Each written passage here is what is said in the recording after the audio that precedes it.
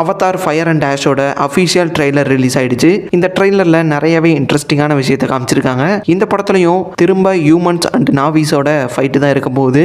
ஆனால் இந்த தடவை குவாரிச்சோட ஃபயர் கிளானில் இருக்கிறவங்களும் சேர்ந்து சண்டை போட போகிறாங்க நம்ம ஜேக் செல்லிக்கு எதிராக. இந்த குவாரிச் இவன் தான் ஃபர்ஸ்ட் பார்ட்ல இருந்து இப்போ தேர்ட் பார்ட் வரைக்குமே வில்லனா காமிச்சிட்டு இருக்காங்க. இன்னும் அவனை டிஃபீட் பண்ணாமல் இருக்கீங்க அப்படிங்கிற மாதிரி தான் இருக்குது. அவ்வளோ பெரிய வில்லனா அந்த மாதிரி தான் இருக்குது. ஆனால் போன பார்ட்டில் கொஞ்சம் மொக்கையாக தான் இருந்தது. கதை அவ்வளோவா நல்லா இல்லை. இதுவும் கிட்டத்தட்ட அதே மாதிரி தான் இருக்குது. பார்க்க எப்படி காட்ட போறாங்களோ தெரியல. புதுசா கிளான் எல்லாம் காட்டுறதுனால வேணா கொஞ்சம் இன்ட்ரெஸ்டிங்கா இருக்கலாம். அது மட்டும் இல்லாம இதுலயும் இன்னொரு கிளானையும் காமிச்சிருக்காங்க.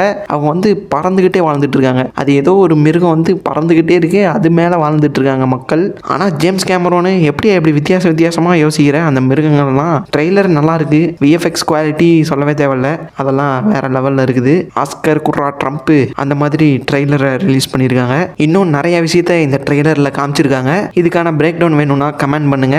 அப்புறம் இந்த வீடியோக்கு நிறைய லைக் போடுங்க. பாய்.